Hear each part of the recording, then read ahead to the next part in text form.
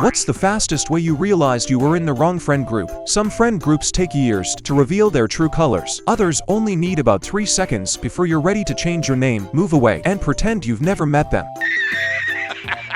They started having a conversation in front of me about how excited they all were for the upcoming beach trip. I hadn't been invited. Are you serious right now, bro? I was 21 and they were 18, all freshmen in college. They gave me money, a list of booze, and I bought it for them. One of the guys piped up when he realized I wasn't even invited to the party, and it split that group up forever. That guy is still my best friend 15 years later. Oh my God! A bit different, but in primary school, I was getting picked on by kids my size. I had a best mate who I used to and still do game with. Small, pale, redhead, lanky as but strong at heart. I was on the ground about to get my ass beaten, but he started throwing punches and we both got our asses beaten. Better than getting shamed alone.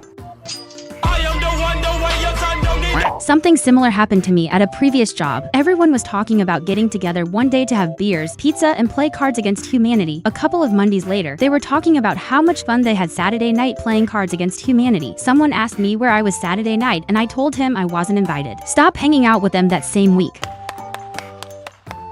They wanted to do a prank where they threw rocks over the highway overpass. What the hell? Yes. One of the guys I shared an apartment with in college invited me to hang out with him and his buddy. We lived above a restaurant downtown. Turns out their plan was just to throw Taco Bell sauce packets at cars from the roof. He became a cop shortly after that.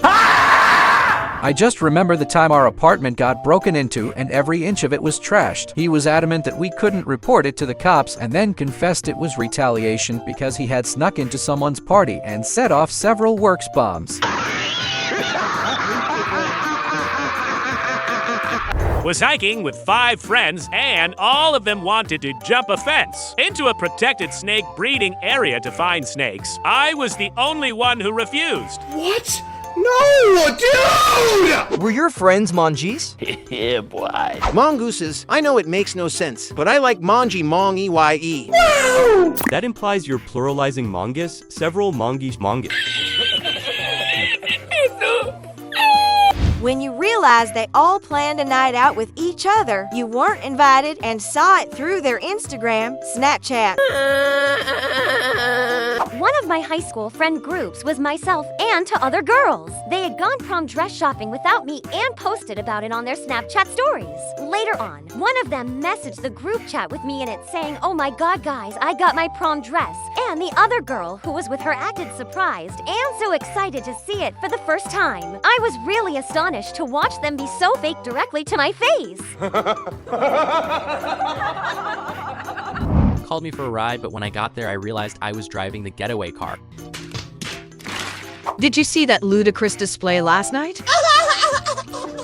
As a guy, when I hung out with a different group of friends that had all known each other from childhood, we were shooting hoops, and they were all incredibly supportive and encouraging to each other. They actually seemed to care about each other. The friend group I grew with is incredibly competitive and are constantly putting each other down, calling each other slurs, even if it's just a joke. Realized after 20 years what a friend group is actually supposed to be like. Damn, boy! It's perfectly fine to tease, insult your friends. I encourage it, but it has to come from a place of love. If it's the main and only staple of your friendship and there's nothing else, it's not really a great friendship. Hey, that's pretty good.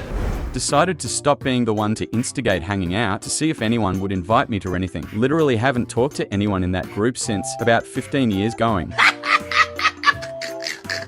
Friend testing. I friend tested my old childhood friends to see how long it would take for them to reach out. 24 years later, I'm still waiting. I'll give them a few more weeks. I had a friend like this. We hung out often and texted, but I realized it was always me initiating, and the conversations both via text and in person were just kind of stale. So I stopped texting her to see how long it would take for her to even say hi. It's been like 10 years and she moved to another state. Honestly didn't care too much as it wasn't a surprise. But what made me laugh was a mutual friend a few months later told me she was complaining that I ghosted her. Actually had to go check to see if I'd missed a message somewhere, and of course, there was nothing. So weird. They tied me to the pier and left me for high tide and let the fishes and whatnot bite at me. Oh, hell no! What on earth? Are you a pirate? Are your friends mobsters? Left you sleeping with the fishes? Yeah. I hung out with the same people almost weekly for 3 years and thought we were all friends. But when there was a breakup in the friend group, it all kind of fell apart. I was the one doing the breaking up with their friend, so I became persona non grata immediately. That's it for today's stories. Which one was the craziest? And when did you realize you were in the wrong friend group? What are the top red flag responses you've received from potential candidates that are an instant rejection? Some people enter an interview hoping to get hired. The people in these stories entered to help the hiring manager reach a decision immediately. Yeah, boy. During a remote first-round interview, they would pause after every question and read it back to us. You could hear them typing it. They would then respond with a very generic response that was long-winded. Obviously, they were using ChatGPT to respond to each question. That's hilarious that they even think they could get away with that. Could have worked if they had a hidden teammate typing it for them so the answer would be instant. But ya can't figure any question in an interview being too hard to come up with a decent answer by yourself. I interviewed a young man once for an entry-level retail job. I asked him why he left his previous job at McDonald's, and his response was, I was working the drive through a window and I had to take a shit. So I went to the bathroom. When the drive-thru got backed up, I heard the manager yelling, "Where's Chris?" So I hollered, "I'm in the bathroom taking a shit." Andy, they fired me for that. Can you believe it?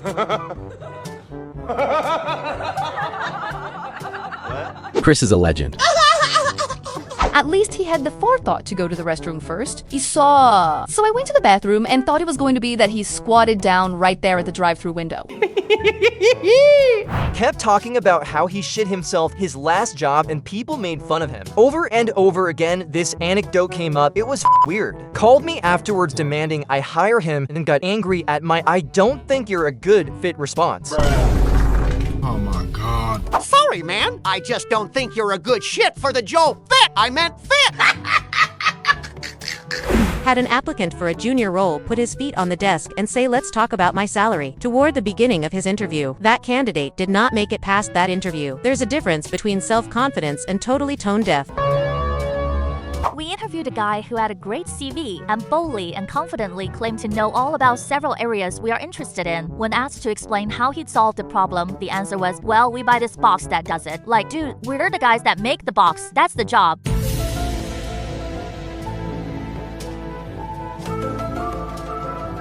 Inability to admit they don't know something. I mean, it's quite common. We don't know everything. If I ask, how do you fix X, and you don't know, I'll Google it is the correct answer. Oh my God!